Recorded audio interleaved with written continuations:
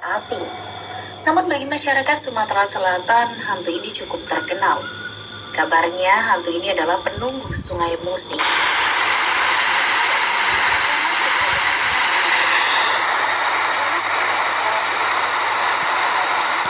Dan bagaimana kisah misteri yang terkandung di dalamnya? Sesuai dengan namanya, yaitu hantu banyu atau hantu air.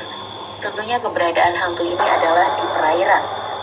Hantu ini juga dikenal dengan nama Antek Anyu, dan ceritanya juga sudah terdengar di seluruh wilayah Sumatera Selatan. Tidak heran jika cerita ini telah menjadi legenda. Masyarakat sekitar meyakini jika hantu menghuni gua-gua yang ada di sepanjang sungai, lorong-lorong, pusaran, batuan karang atau celah-celah yang ada di dalam sungai. Pada waktu-waktu tertentu, hantu banyu akan muncul untuk memangsa korbannya. Menurut asal-usulnya, hantu banyu ini bermula dari sebuah kerajaan besar yang tiba-tiba terkena musibah karena putra dari raja sakit secara misterius. Dia mengalami sakit gatal-gatal pada sekujur tubuhnya dan lambat laun menjadi amis dan berbau anyir.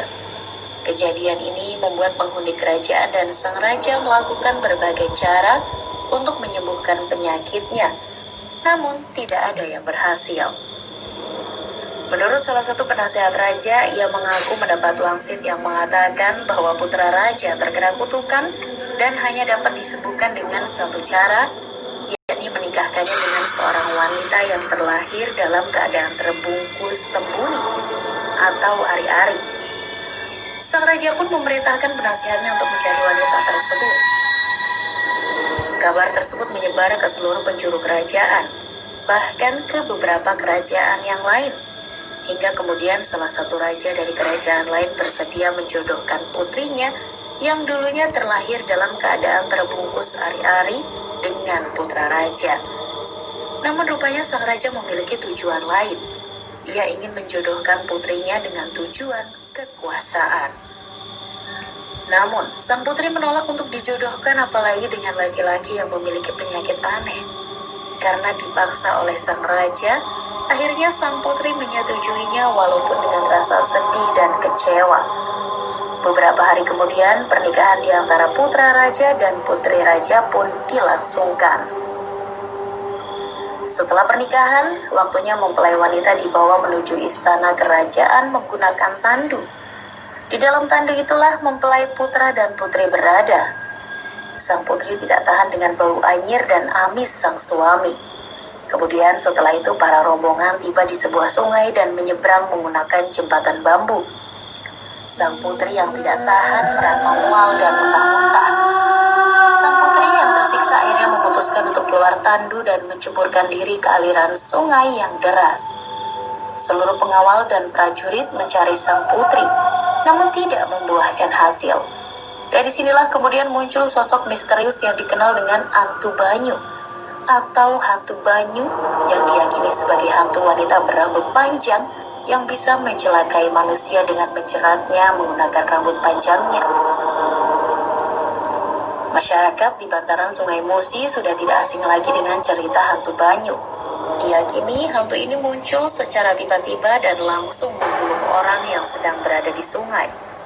Sayangnya tidak ada orang yang bisa bercerita tentang wujud dan ciri-ciri hantu banyu, karena mayoritas korban langsung tenggelam dan kehabisan nafas.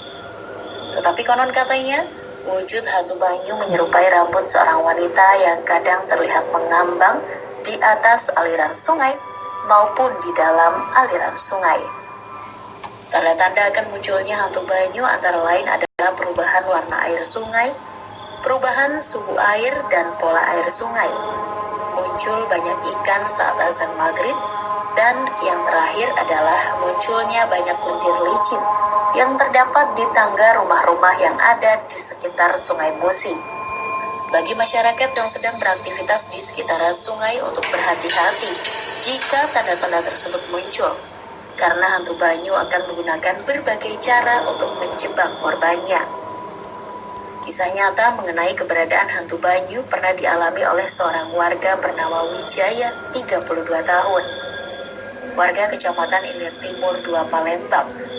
Ia pernah beberapa kali melihat penampakan sosok makhluk halus yang mirip dengan gambaran hantu Banyu yang sering diperbincangkan. Pada Januari 2019, ia bersama dengan dua temannya sedang duduk di atas kapal tongkang yang sedang bersandar di dermaga Sungai Musi. Ia dan temannya duduk sambil memandangi keindahan jembatan Ampera. Setelah mengobrol dengan temannya, tiba-tiba Wijaya merasakan ada sesuatu yang aneh.